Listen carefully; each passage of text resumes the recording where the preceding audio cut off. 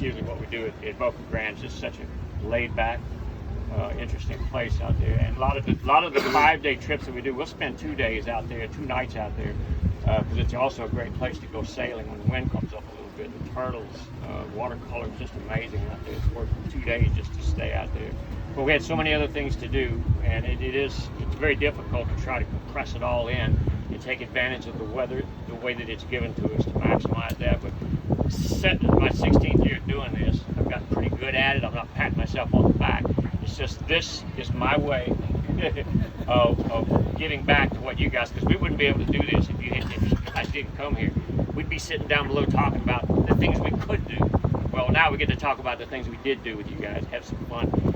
And there are some memorable things, but I didn't tell you this. I got to jump this in. When we were out at Boca Grande at Cottrell yesterday, I didn't tell you guys the story of Nate and Sabrina. They were our mates on board. They actually met on board the boat. They got married last March, this past March, and I didn't get a chance to make their wedding. But Nate was our mate on board here. Sabrina was one of the guests, scouts come down, and they got hooked up. Next thing you know, they worked both at sea base. We had them 2 years in a row. And we actually had our only real daytime shark feeding out at Cottrell, the same place we were at Cottrell yesterday. You know, the thing with Rio and the stingray, I'm not going to tell you that one. That happened out there also. But anyway, it was a really, really good trip. Given the weather that we had, it worked out beautifully. We got to do enough that I feel satisfied that you guys got what we could give you in a day, and it was a day and a half. 2.5 days. That loading and unloading, that doesn't count. But we did get to give you as much as you get a perfect group for this. So I'm glad that you guys allowed us to have fun with you. And that's all I can say.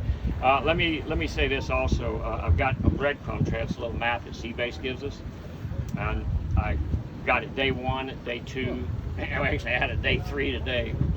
If you follow the day 1, day 2, day 3, it'll tell you where we went. There's a little arrow pointing, the little highlights of fish we caught, places we went. You can kind of browse through this, and I had a blast last night filling this out. I'm so used to doing a whole week's work, and I still enjoyed this so much because we did a lot of the stuff that we were doing a week. We just didn't get to repeat some of the things. There's also some interesting things that I have at the bottom in case you have the time to do it. We didn't have